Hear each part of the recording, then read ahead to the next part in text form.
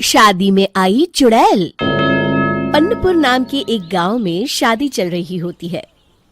वाह, मजा आ गया फूफा जी। शादी में क्या खाना बना है, बाराती तो उंगलियां चाटते रह जाएंगे। हाँ, तुमने सही कहा, पनीर की सब्जी का तो कोई जवाब ही नहीं। दूसरी तरफ पंडित जी फेरों की तैयारी कर रहे होते हैं कि तभी वहाँ एक चुड़ैल आ जाती है। अरे मर गया रे, ये चुड़ैल यहाँ क्या कर रही है? अरे दिवाकर जी, ये आपकी कौन सी रिश्तेदार है? अरे मुझे क्या पता, क्यों भाग्यवान, कहीं ये तुम्हारे मायके से तो नहीं आई है?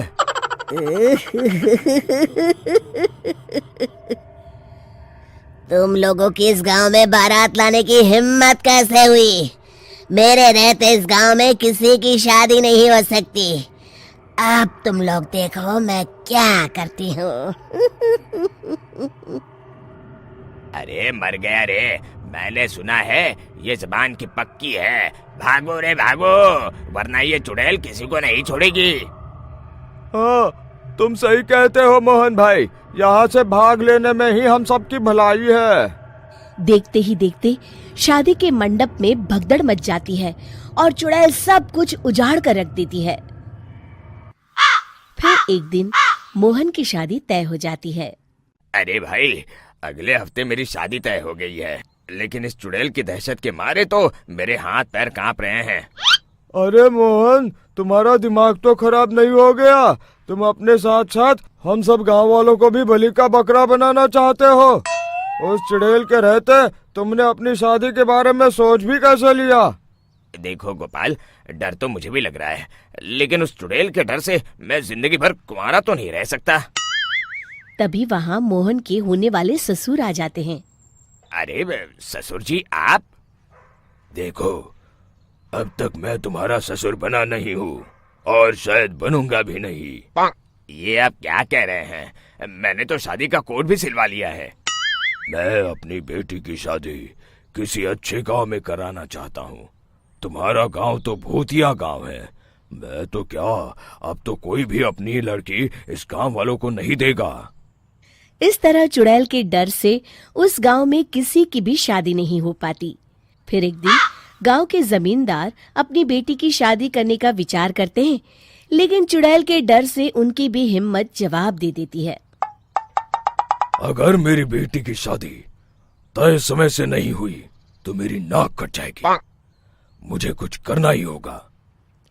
एक सलाहकार के कहने पर जमींदार काशी से एक बहुत ही नामी तांत्रिक को अपने घर बुलवाते हैं, जो भूत चुड़ैल को पकड़ने में माहिर माना जाता था।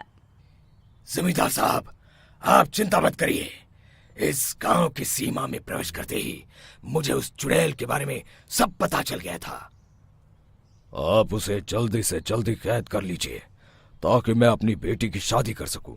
जब वो चुड़ैल एक इंसान थी, तब ठीक उसकी शादी करने वाले दिन ही उसकी और उसके होने वाले पति की एक दुर्घटना में मौत हो गई थी। उसका होने वाला पति आज भी भूत बनकर जंगल में भटकता है। इसलिए जब तक चुड़ैल की शादी नहीं हो जाएगी, वो किसी और की भी शादी नहीं होने देगी। ये आप क्या कह रहे हैं?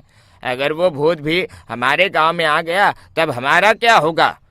ये आदमी बीच में बहुत बोलता है, इसे बाहर निकालो।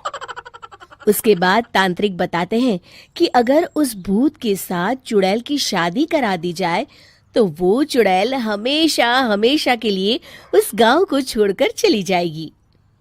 जमींदार साहब, आप अपनी बेटी की शादी की तैयारी शुरू कर दीजिए। मैं कुछ गांव वालों को अपने साथ लेकर उस भूत को ढूंढने जंगल की ओर जाता हूँ। इस तरह जमींदार निश्चित होकर अपनी बेटी की शादी करवाने लगते हैं, लेकिन तभी वहाँ चुड़ैल आ जाती है। मैंने तुम गांव वालों को समझाया था ना कि इस गांव में कभी कोई शादी नहीं करेगा। लगता है तुम लोग मुझे हल्के में ले रहे हो।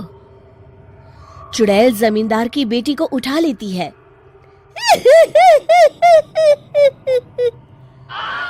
अब देखती हूँ बिना दुल्हन के तुम लोग शादी कैसे करोगे। मैं इसे अपने साथ ले जा रही हूँ। छोड़ मुझे, पिताजी, मुझे बचाइए। अरे कोई मेरी बेटी को बचाओ। तभी तांत्रिक उस भूत को लेकर वहां पहुंचता है। अरे भाग्यवान, रुको, इन मासूमों को परेशान मत करो, मैं आ गया हूँ, अब तुम मेरे साथ चलो। चुड़ैल बहुत खुश हो जाती है। आप आ गए, चलिए अब हम मंदिर में चलकर शादी कर लेते हैं। अरे अरे अरे अरे, ये क्या कह रही हो? मंदिर में जाके दोबारा मरना है क्या? चलो, आज से हम जंगल में रहेंगे। चुड़ैल चली गई, अब मेरी शादी हो जाएगी। इस तरह सभी गांव वाले खुशी से झूमने लगते हैं।